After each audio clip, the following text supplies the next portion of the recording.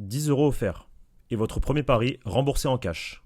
Avec le lien en description et le code promo JDR10.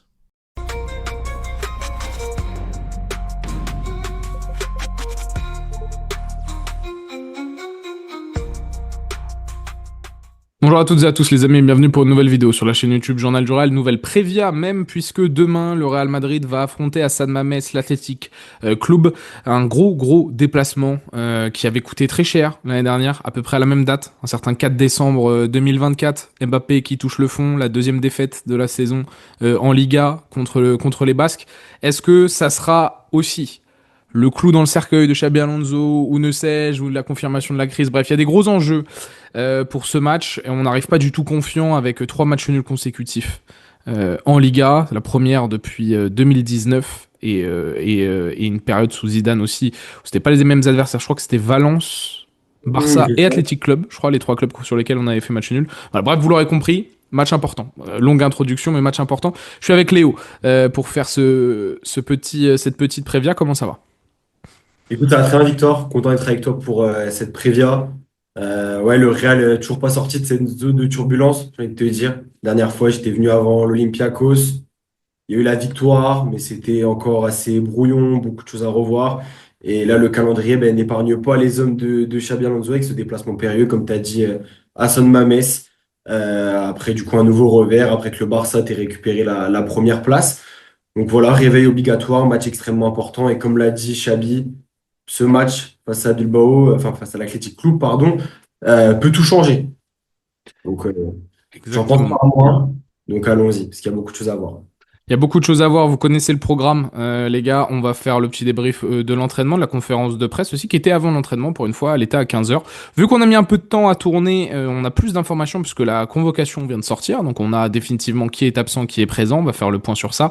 Décryptage de la conférence de presse de Xabi, le moment partenaire, le point tactico-technique, et bien entendu pour finir, les joueurs à suivre et le pronostic. D'ailleurs, mettez-nous en commentaire votre joueur à suivre et votre prono, comme d'hab, on like, on s'abonne, on est en route vers les 100K, il reste quelques petites centaines, donc n'hésitez pas si vous passez sur cette vidéo à lâcher le petit follow, ça fait plaisir.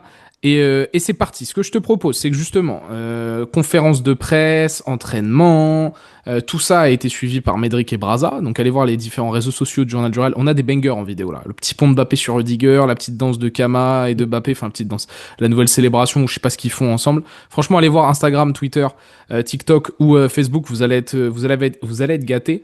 Et donc sur la convocatoria, mon cher Léo, c'est clair. Huysen, Alaba, Carvajal et Oui. Ferland Mendy sont Oui. absents. Ferland Mendy, ça vient de tomber, il s'est de nouveau blessé, on le verra pas avant 2026, nous dit la Copé. Est-ce qu'on est vraiment surpris? Je ne sais pas. Raúl Asensio, lui, pour le coup, est de retour dans le groupe, donc plus de discussion sur le poste de latéral gauche entre Ferland et Carreras. Ça donnera grain à moudre aux anciens qui voulaient absolument revoir le français titulaire. Faut lâcher ça, messieurs. Et puis on va laisser. Hein? Et dit non? Tout, J'ai oh, Teddy, Pablo, allez, oui. Pablo aussi? Non Ok. mais non, surtout Pablo.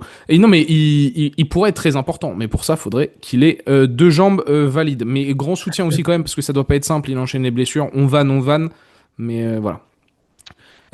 Donc ce sont les absents, et puis il y a eu la conférence donc de Xabi Alonso. Alors, conférence de Xabi, on a titillé un peu le coach. On a titillé encore une fois un peu le coach lors de la conférence de presse. Les points améliorés, nous devons améliorer notre football, notre unité, nous devons être plus réguliers, plus constants, c'est ce qui nous préoccupe. Nous pouvons mettre fin à notre série de défaites à l'extérieur, de matchs nuls à l'extérieur. Et le match de demain est une excellente occasion.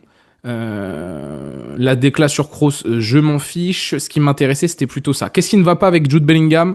On a évoqué 2-3 sujets un peu épineux avec le coach espagnol. Je le vois progresser, moi, au jour le jour. Parce qu'on lui a demandé, Bellingham, il a pas l'air heureux sur le terrain. Lui, il dit, moi, je le vois progresser de jour en jour. Il est enthousiaste. Il partage la frustration de tous de ne pas avoir gagné récemment. Mais cela fait partie de la pression. Il veut nous aider tous. Et nous voulons l'aider. Il y a eu aussi une question sur Bellingham et Güler. Est-ce qu'ils peuvent cohabiter? Et lui, il Il a dit, dit. vous m'avez pas posé cette question après le Classico et après Valence. Donc, vous avez votre réponse, grosso modo. Un peu sur la défensive, comme quand on lui a dit, t'avais dit qu'il y avait le rock'n'roll de Xabi, mais à quoi joue le Real Madrid en ce moment? Et Xabi qui répond, on joue au football. Ouais, on le titille un peu. Ouais, bon, on l'avait déjà titillé avant l'Olympiakos, hein, du coup, après Elche, du coup. Donc ouais, après chaque contre-performance, il se fait titiller, c'est normal. La question Bellingham-Güler, fallait au bout d'un moment qu'elle vienne sur la table parce que il y avait eu du coup l'image qui était flagrante des matchs du Real Madrid sans Bellingham. Tu avais la grosse série de victoires. Et lorsque Bellingham et Güler sont alignés ensemble, ben, tu as du coup cette période vraiment délicate avec ces matchs nuls. Donc là, la question évidemment, si les deux peuvent jouer ensemble, s'ils sont compatibles, s'ils ne se marchent pas dessus, si quand l'un est bon, l'autre ne peut pas être performant, ben, la question revient. C'est un vrai débat. Et ouais, enfin, il est titillé là-dessus parce que bah, le milieu, c'est peut-être même le problème principal, je trouve, de ce Real Madrid, enfin, le secteur de jeu plutôt, où il y a le plus de problèmes, c'est forcément au milieu de terrain, je trouve.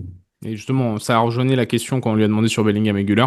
Et il a répondu, c'est quelque chose que oui, on doit améliorer, mais c'est un problème collectif. Si on défend bien, on attaque bien. Si on attaque bien, on défend bien, et vice-versa, grosso modo.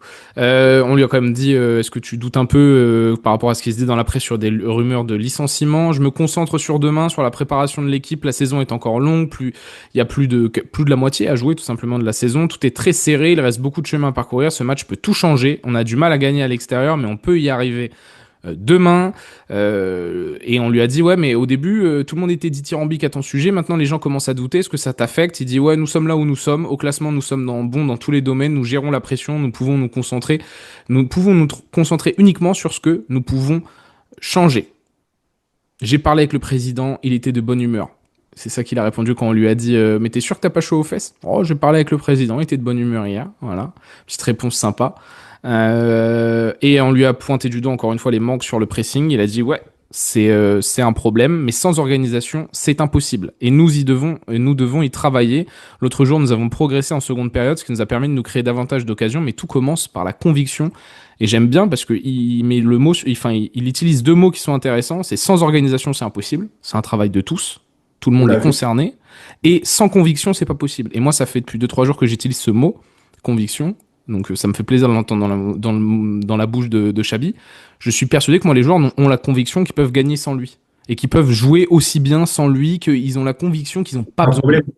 Et c'est ça l'objectif de Un Chabi, problème. c'est de leur mettre dans la tête, c'est de les convaincre qu'ils ont besoin de, sur certains moments de la saison, ils vont avoir besoin de lui pour mieux jouer et pour aller gagner des titres. Donc tout passe pour la pression haute, c'est-à-dire l'un des principes fondamentaux de Xabi Alonso, tout passe par convaincre les joueurs, leur mettre dans la tête, leur donner une conviction. Et ça, c'est important. Mais attention parce que ça va, enfin, ça peut faire tard après. C'est dès le début, c'est dès les premiers mois qu'un entraîneur arrive, Normalement, ouais. doit convaincre son vestiaire que les joueurs vont s'améliorer, que les joueurs vont gagner à un certain moment grâce à lui. Le Real gagnera des fois parce qu'il y a des individualités pardon, incroyables, mais le Real, du coup, enfin, ces joueurs doivent ressentir, comment dire, doivent avoir la sensation que grâce à Xabi, ils peuvent gagner des matchs, que ce soit par des petits ajustements, faire progresser un joueur, un changement de poste ou quoi. Pour l'instant, c'est pas le cas. Et du coup, c'est ça, en fait. C'est pour ça qu'il y a cette rupture entre le vestiaire, enfin, une partie du vestiaire, entre les joueurs et le coach en ce moment. Mm. C'est parce que pour l'instant, les joueurs sont pas convaincus par le fait que Xabi Alonso peut leur permettre de gagner des matchs. Et Il y a c'est un problème. deux derniers points. Déclaration sur Gonzalo où il a bien expliqué que Gonzalo était le remplaçant de Mbappé. Il a beau avoir été spectaculaire durant la Coupe du Monde des clubs, il a dit oh, mais Mbappé était pas là. Maintenant Mbappé est là et Mbappé est spectaculaire. Donc Gonzalo il est intelligent et il sait où se placer. D'ailleurs sur Kylian Mbappé, il le dit, hein, il a été très bon cette saison. Il est très bon cette saison. Ce ne sont pas uniquement les buts. Il doit continuer à influencer, amener du leadership comme il le fait depuis le début de saison à cette équipe. Moi la décla qui m'a fait sourire, c'est qu'on lui a demandé. On lui a dit, et le mercato d'hiver, est-ce que tu attends des renforts, des choses comme ça, nan, nan, et il dit, ça, c'est des questions qu'il faut poser à la direction. Moi, je fais avec ce que j'ai. Et j'ai un bon effectif. Tu vois, je vais pas arrêter la déclaration à ça. Il dit, et j'ai un effectif derrière qui me convient parfaitement, tout. Mais il y a quand même les mots qui sont posés. Alors évidemment qu'on est en milieu de la saison, le mercato d'hiver, au pire des cas, il est que dans un mois, tu vois, ça le concerne pas directement. Mais cette déclaration m'a fait sourire. Disons que cette déclaration m'a clairement fait sourire. Bah, ça revient à ce qu'on a dit de nombreuses fois, enfin, même si certains n'étaient pas d'accord, comme quoi l'effectif, il n'était pas taillé sur mesure pour ce qu'il veut mettre en place. Donc, et là, donc, à travers cette déclaration, il dit je suis pas le seul à décider. C'est pas moi qui a la main mise complète sur les mercatos. Alors qu'à titre d'exemple, on voit au PSG que le décisionnaire des mercatos, bah, c'est Luis Enrique. Mais c'est Ouais. lui le décisionnaire à 10 000%. Mm. Donc là, c'est pas. Je pense que ça a été le cas sur certains sujets. certains joueurs cet été, mais je pense qu'il aurait aimé d'autres renforts, notamment au milieu, je pense, où il n'est pas assez fourni. Il y a des sujets, il y a des sujets. Je pense qu'on a fait le tour de cette justement conférence de presse. On va voir que la compo probable, les amis, elle va pas être simple à faire. Là, vous avez les absents, vous avez le petit Ouais, il est très simple. décryptage. Hein? Pour toi, elle est simple? Regardez, c'était du tout droit. Ah putain. Ouais. Alors, je suis très curieux de voir ça. Très curieux de voir ça. Mais juste avant, bien entendu, le petit moment partenaire. Winamax continue de nous accompagner tout au long de cette saison, notamment dans les prévias. Vous le savez, on a la meilleure offre sur le marché, les gars. LJDR x Winamax, c'est les meilleures cotes. Et là, j'ai des cotes à vous présenter. J'ai deux trois takes, mais c'est un match qui m'a l'air tellement bourbier, franchement, à Oh. pronostiquer, que je vais plutôt vous dire sur quelle cote me paraît intéressante ou non. J'en ai même plus que trois, et on va faire un tour assez quand même rapide sur le sujet. Alors d'abord, pourquoi est-ce que Winamax il nous accompagne et qu'est-ce qu'on peut vous offrir, les gars? C'est simple. Tu as avec Winamax là une offre qui te rembourse ton premier pari en cash, même s'il est perdant et dans la limite de 100 euros, et on t'offre 10 euros supplémentaires en cash si tu utilises le code promo JDR10. Concrètement, comment ça marche? Tu passes par le lien qui est en description. Là, tu ouvres la description, voire même, je vous le dis, il y a un monde où je vous le mets en commentaire épinglé, mais regardez quand même ma description, c'est toujours plus sûr. Tu vas sur Winamax, tu crées ton compte, tu déposes par exemple 50 euros, tu rentres le code JDR10, tu reçois en plus 10 euros en cash, boum, tu as 60 euros à parier, tu places ton premier pari, et même s'il est perdant, bah on te rembourse les 60 euros. Voilà, bingo. Donc pas grand chose à perdre sur le premier pari. Pour que l'offre marche, les gars, faut absolument passer par le lien en description. Ça soutient énormément la chaîne. Winamax, c'est une des raisons de pourquoi on arrive à autant être actif sur cette chaîne YouTube et sur tout le média, même de manière générale. Par contre, il y a le bandeau jaune qui s'affiche juste en dessous. Les jeux d'argent sont strictement interdits aux mineurs et jouer ne permet pas de s'enrichir ni de remplacer un travail. Donc on joue toujours de manière responsable. Faites pas les bolos. Maintenant les cotes.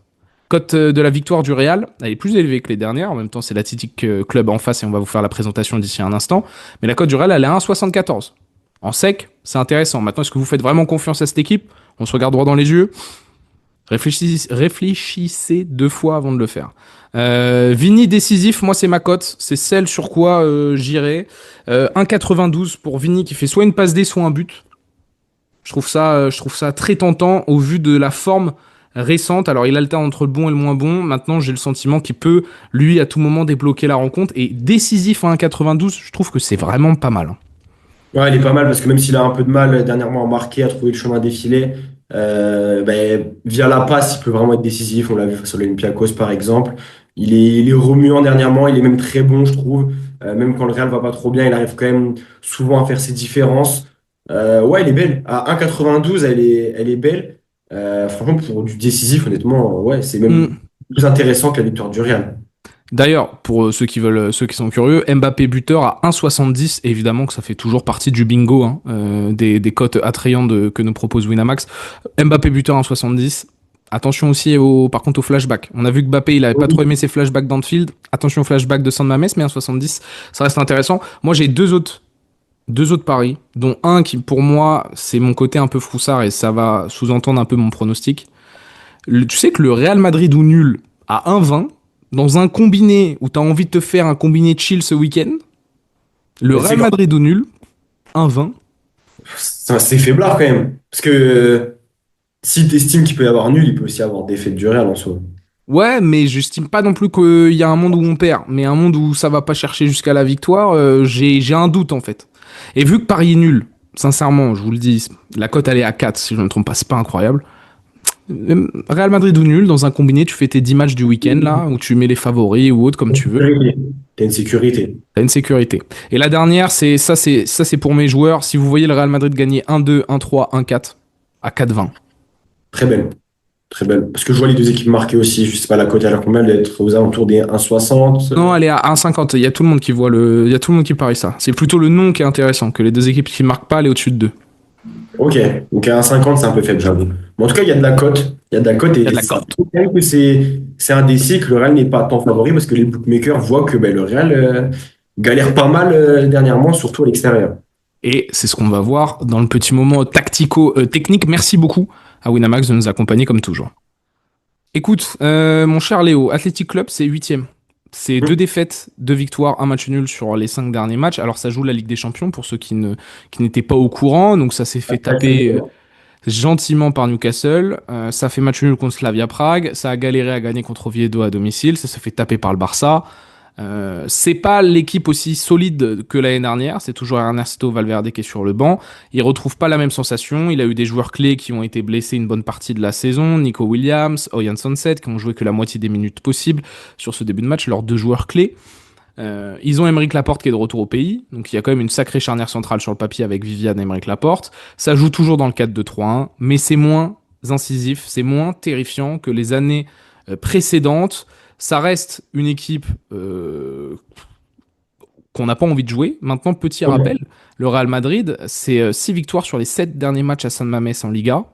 L'année dernière, on a perdu. Est-ce qu'on n'avait pas perdu depuis 2015 à San Mamés? Avant la défaite de l'année dernière, avant À mon avis.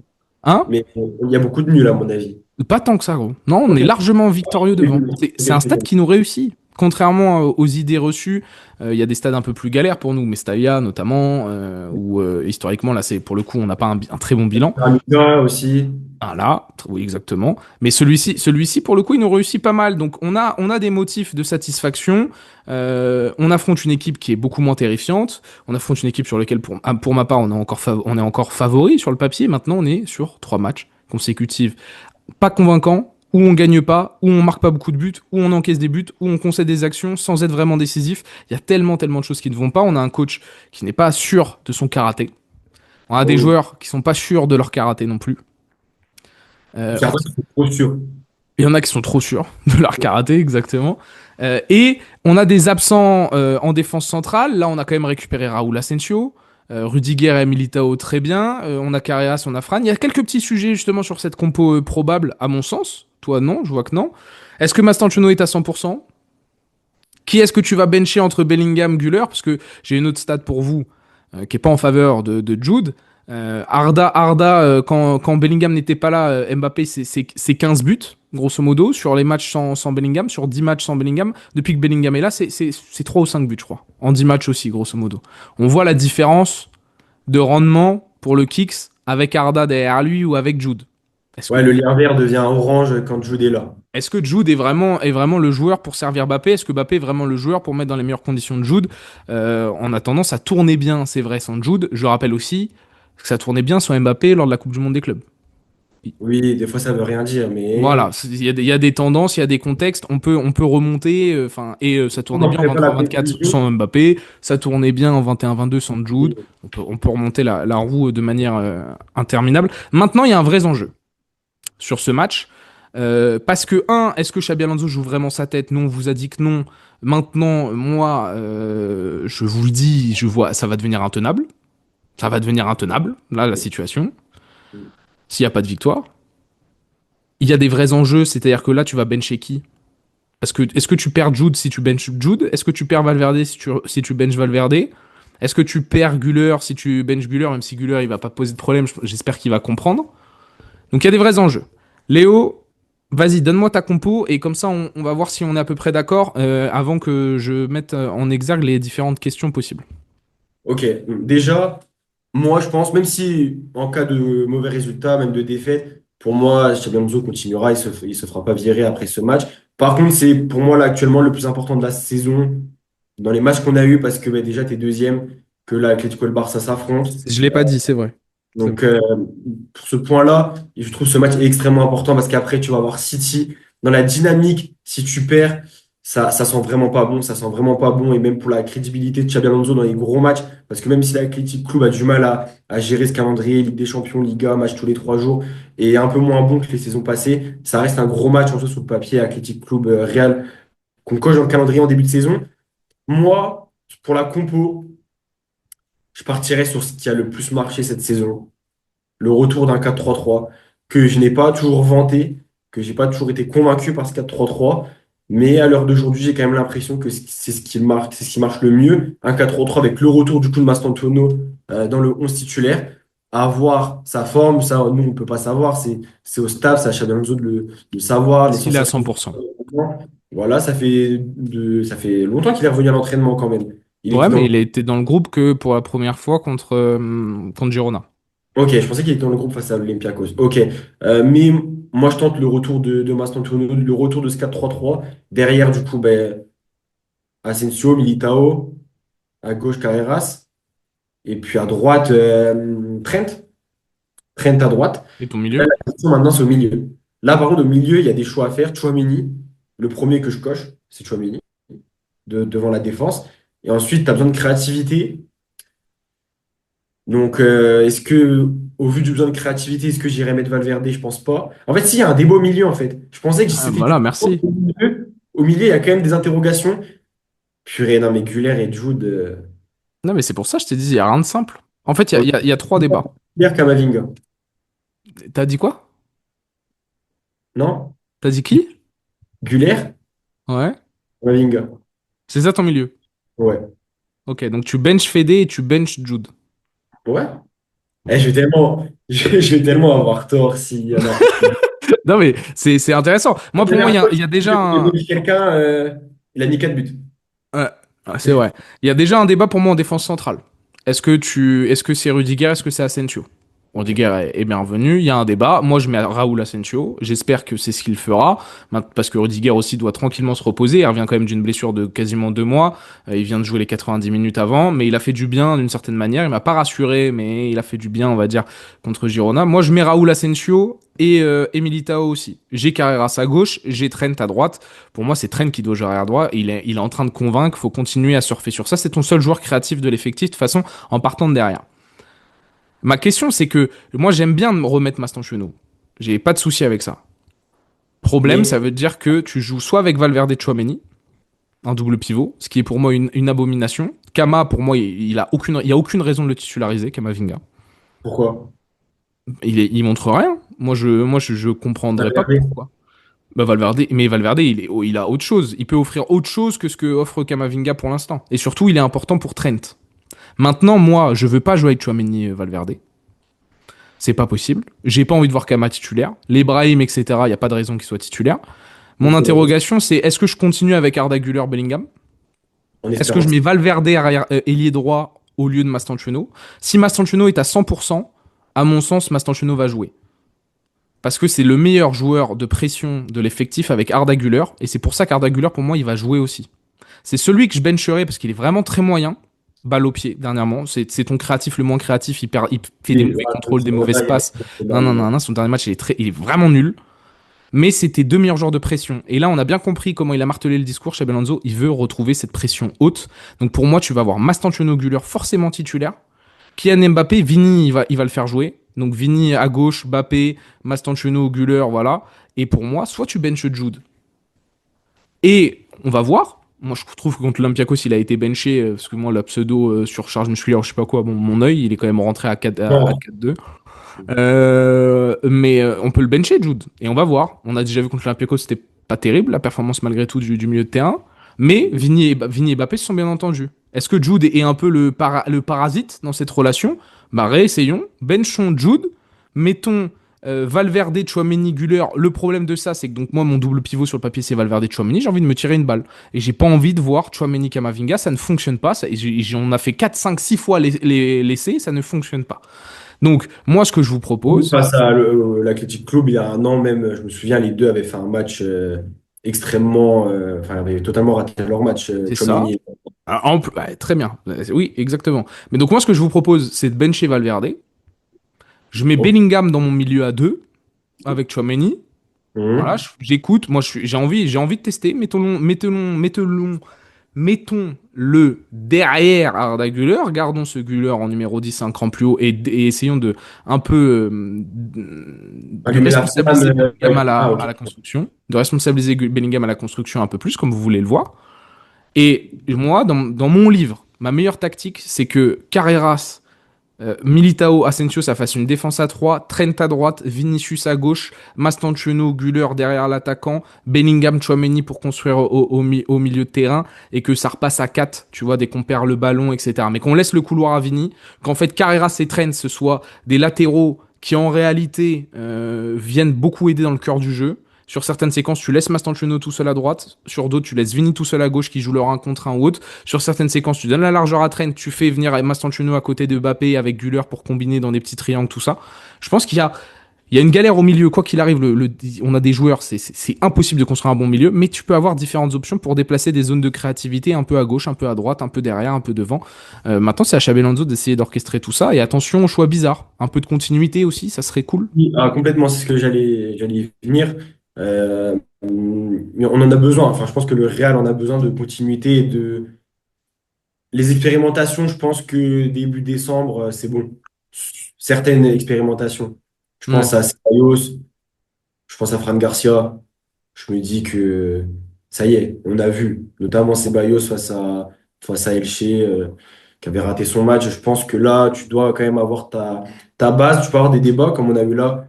Bellingham, c'est vrai que Bellingham, le voir sur le banc, c'est quand même compliqué. Ce serait pas, au vu des dernières sorties, au vu de tout ce qu'on vient de dire, une hérésie de le voir sur le banc. Par contre, c'est vrai que purée, ça me semble quand même peu probable et Kamavinga, évidemment, ne convainc pas non plus. Mm. Bon, peut-être que la mayonnaise Güler-Bellingham prendra au bout d'un moment, mais Après, vous pouvez bench Güler aussi, hein, si vous voulez. Moi, je pars du principe que Güler est tellement bon en pression cette année et c'est pas que mon avis, hein, c'est statistique, c'est le meilleur joueur de pression du Real Madrid et Mastantuono c'est le deuxième. Que à mon sens il va le laisser. Et surtout que comme Teddy l'a dit aussi, c'est un peu le projet de Xabi, c'est le chouchou, il a vraiment envie de développer Arada. Je le trouve, moi Arada, à mon sens là actuellement il mérite plus d'être titulaire. Comme Jude Bellingham hein, d'ailleurs, si vous voulez vraiment, enfin là avec leur dernière prestation il mérite rien. mais plus de milieu, quoi. Mais il y a plus de milieu, il y a aucun milieu qui mérite d'être titu. Maintenant, il y a un enjeu aussi important, c'est comment va se comporter l'attaque. Hum. Mbappé Vinic, moi je continue à faire le focus sur ça les gars, hein. La complémentarité ou il faut faire forcer les appels, forcer les passes avec vos appels, provoquer du jeu. S'il vous plaît, déplacez-vous, je vous en supplie. Et derrière, faudra tenir la baraque. Faudra pas se trouer comme on s'était troué l'année dernière contre l'Athletic Club. D'ailleurs, je crois que c'était Asensio qui avait fait une petite erreur. Valverde, je crois qui avait fait une erreur en fin de match. Ouais, Valverde aussi n'a pas des bons souvenirs de San et Mamés. puis, comme on en a parlé en début de vidéo, conviction. Conviction, parce que dans un volcan de San Mamés qui va recevoir Real, Atlético, PSG d'affilée, je pense qu'ils vont être bouillants. Je pense qu'il y aura de l'ambiance demain. Donc, pour pas te faire bouger, il va falloir que sans ballon, il va falloir que tu sois convaincant, il va falloir que tu aies envie, que tu aies des crocs. On l'a trop peu vu cette saison, une équipe du Real rentrer dans leur adversaire. Donc voilà, à voir maintenant. On attend. Mais Quel va être ton joueur à suivre ou ton élément à suivre, ton point tactique à suivre? Jude ou Güler, en fonction de qui joue. Et si les deux jouent, bah, les deux. Mais encore plus Bellingham, du coup. Donc je vais dire Bellingham. On va synthétiser, allez, Bellingham. Mon joueur à suivre, s'il joue. Moi, c'est Chabi, hein. Ouais. Chabi, je suis. Non, mais c'est parce que les choix de base, ok, mais comment tu t'ajustes en cours de match? Tu me refais des changements à la con là ou est-ce que le plan B il passe? Est-ce que tu as une idée en cas où tu rencontres un mur de comment faire évoluer tes joueurs ou tu vas rester braqué? Est-ce que on peut voir certaines situations où tu demandes des choses différentes ou ce que je t'ai dit avec les latéraux qui rentrent dans le cœur du jeu, qui laissent le couloir à Vigny à Mastantuono si Mastantuono y joue? Ah, Chabi, adapte-toi, parce qu'en face, Valverde, c'est aussi quelqu'un qui, en cours de match, peut s'ajuster. L'a déjà fait dans le passé, avec des choix forts. Est-ce que Chabi va être au niveau, va nous faire des bons changements aussi? Alors, il n'a pas le banc de l'année, mais il a quand même beaucoup de joueurs quand même là aujourd'hui disponibles. Alors, pas beaucoup pour derrière.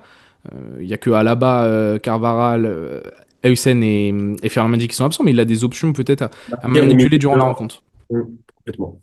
Moi, je sais Chabi, hein, frère. Et si vraiment le terrain. Bah vas-y, moi je vais fixer sur encore une fois Kylian. Ok. T'en attends beaucoup de Kylian? Ah, On en attend toujours de Kylian beaucoup. mais moi mais même mes zéro buts, je m'en fous. Mais fais marquer. Fais en sorte que l'attaque elle soit plus simple autour de toi. Fais en sorte que tout, là je veux juste joue comme un neuf. Tu vois l'Olympiakos il a mis quadruplé, mais même s'il avait mis zéro but, je l'aurais embrassé. J'aurais embrassé ses pieds. Parce que des appels, présence dans la surface, etc. Oui, voilà, merci, trop bien. Mais même mes zéro buts, je m'en fous. Je m'en fous. Problème, c'est que en vrai, s'il met pas de but, il y a peut-être pas grand monde qui va marquer à côté. C'est surtout aussi ça, c'est un autre souci. Mais en mode joue comme un neuf, et j'aurais rien à te dire, frère. Il y a juste le but de la tête, il va les deux buts dans nos esprits. C'est ça. Le corps, Joue comme un neuf. Vas-y. Après, s'il y a pas de Jude, moi, c'est s'il y a pas de Jude, bah allons-y. Fixette. Est-ce que Vigny et Mbappé, c'était un épiphénomène contre l'Olympiakos ou contre une adversité un peu plus haute, ça s'écroule de nouveau. Voilà. Regardons. Parce que Güler, à mon sens, Jude ou pas de Jude, en ce moment, Güler, il a la tête dans le seau. Point barre. C'est pas la faute de Jude, c'est que Güler, il a un cran en dessous.